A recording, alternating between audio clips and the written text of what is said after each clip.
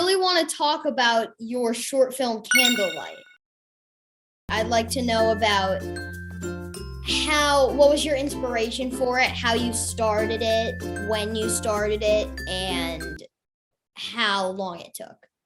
So Candlelight was my senior capstone film for college. When I went to college, one of my majors was called digital media production, which is a very fancy way of saying film. As part of the final project, we had to make our own, we had to write, direct, produce, edit, all that stuff under the sun, our own short film, which was supposed to be 11 to 14 minutes. And we could go for a comedy or drama. Script I came up with, I love the idea of like candle flames and them being kind of spiritual. I mean, even when I was little, I'd just like to look at a candle flame. I celebrate Hanukkah and I just like looking at the flames. They're so pretty. And so it was very cool to think about like, oh, what if there was some type of spirit in the flame?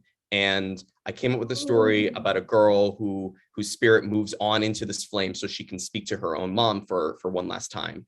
And I wrote the story a little bit based on my own personal struggles that I have sometimes with my own parents. It's one of those things where it's maybe not the healthiest thing to do, but like maybe when you're frustrated about something, you channel that into writing. Maybe that helps, maybe it doesn't.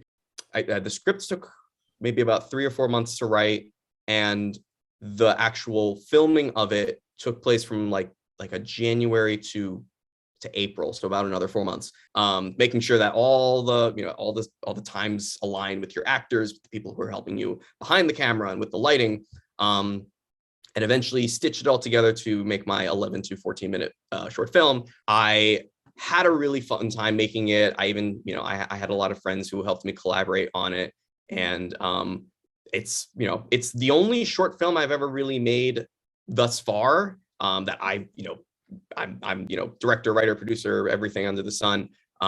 The only thing I wasn't was a voice actor in it or a character in it. Sometimes the most healthy thing for me to do is if I'm struggling with finishing a sentence or finishing a story, I'll just take a break. I will put my pen down, or I'll step away from my computer and walk away, and I'll come back to it in 2 hours, 3 hours, 5 hours the next day, and I'll just relook at what I wrote and say, do I still feel that this works, or do I have something I want to add? And oftentimes I'll come back and my brain has just kind of taken its own rest. And sometimes, I'll think about something just while out on a walk, and I come back and I go, I know how to finish this. I know how to do this. So it absolutely takes time and revisions, even just going back and just taking a look and seeing, does this still fit with me? What I love about Encanto is, I'm sure a lot of people can say this, but it's so vibrant and so alive. Yes. And the house is alive. I can't believe I can say that, the house, Casita, is one of like my favorite characters. Sometimes it really wants attention. Sometimes it just wants to be left alone. Oh, I have no idea. It's just because, I love inanimate objects that are alive. And of course the house is alive, and it's so, it's got a personality, and the candle itself even felt that way. And oh my gosh, I just understand why you brought up Candlelight, because candle and Encanto, candle in my thing. I can eat up theories. Sometimes I even make up my own theories for stuff that I like. I can never decide this. Is showering every day really necessary? Oh my gosh, we're hitting these deep questions. Probably recommended. I think you can adjust the time of when it happens. Shower in the morning and feel a little more refreshed for the day ahead of you. Or, save it for the end of the day when you want to just wash yourself off and go to bed well rested. I think it works for either. And it's also very perfect for shower thoughts, which are very, very good for writing or coming up with things like that. Between, going on a walk or just taking a shower, it's like your brain kind of goes into this mode where you come up with ideas that, you never would have thought, but just the environment of being in the shower with the water and everything like that, I think all these new things, shower thoughts are real. So I would say if you shower every day, you might become more of a thought-provoking person. Wow. You hear that, guys? I didn't mean to get deep.